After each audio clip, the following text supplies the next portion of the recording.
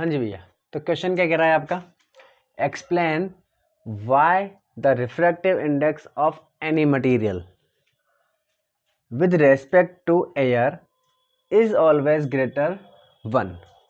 ठीक है, तो किसी भी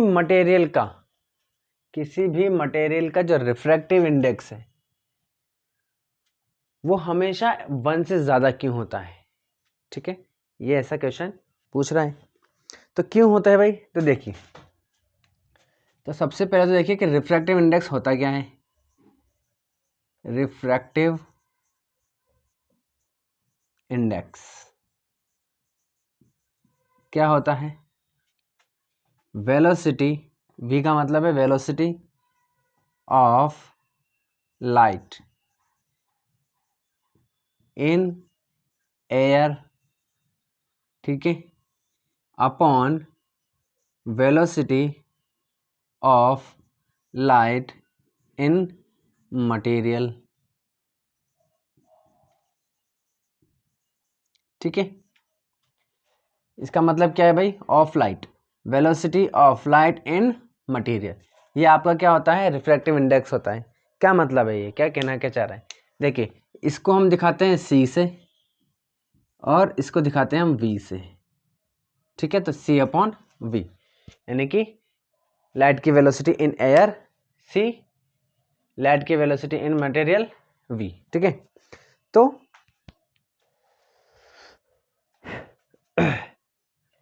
लाइट की वेलोसिटी इन एयर कितनी होती है, कितनी होती है भाई, c is equal to 3 into 10⁻⁸ metre पर सेकेंड। ठीक है ना, ये इसकी वेलोसिटी होती है। अब लाइट एयर के अलावा किसी भी मटेरियल में अगर वो क्या करे, ट्रेवल करती है, जैसे कि ग्लास ले लीजिए, वाटर ले लीजिए, इतना कॉमन सेंस हमारे पास है कि उसकी वेलोसिटी एयर के कंपैरिजन में कम होगी। बात समझ में आ गई। अगर ये एयर है, ठीक है, ये देखिए यहाँ पर एयर है, ठीक है, यहाँ पर वाटर है, यहाँ पर ये वाटर है इतना, ठीक है, और इसके बाद क्या है, ग्लास है, ये क्या है भाई, ग्लास ले लेते हैं अपन, और भी बहुत सारी मटेरियल्स हैं। ठीक है ना, तो सबसे ज़्यादा वेलोसिटी किसकी होगी, इसकी सबसे ज़्यादा। ठीक है, उसके बाद वाटर में, उसके बाद ग्लास में।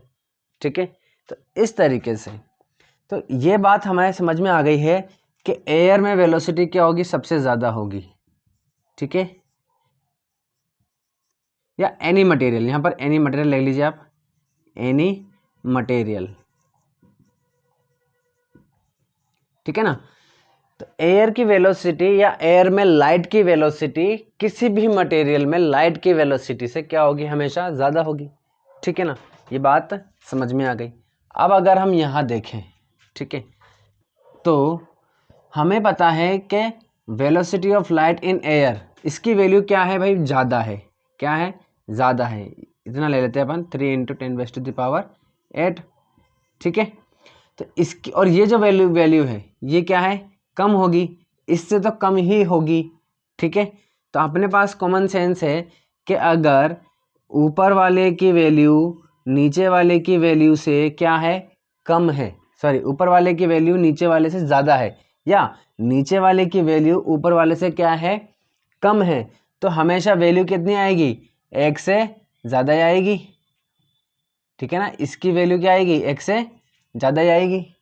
ठीक है ना भाई, अगर आप अपॉन में ले लीजिए, यहाँ पर 5 है, यहाँ 3 है, ठीक है, या यहाँ ले लीजिए 500 ले लीजिए, यहाँ पर आप ले लीजिए 450 ले लीजिए। ठीक है, तो भले इसकी टेबल में ये ना ही आता हो, लेकिन एक बार तो एटलीस्ट आएगा ही सही। ठीक है ना, 1 पॉइंट समथिंग कोई आंसर आएगा इसका। क्यों आएगा, क्योंकि इसकी वैल्यू इससे क्या है, कम है। ठीक है ना, तो जब भी डिनोमिनेटर की वैल्यू न्यूमरेटर से क्या होगी, कम होगी, तो वैल्यू हमेशा क्या आएगी भाई, 1 से ज़्यादा आएगी।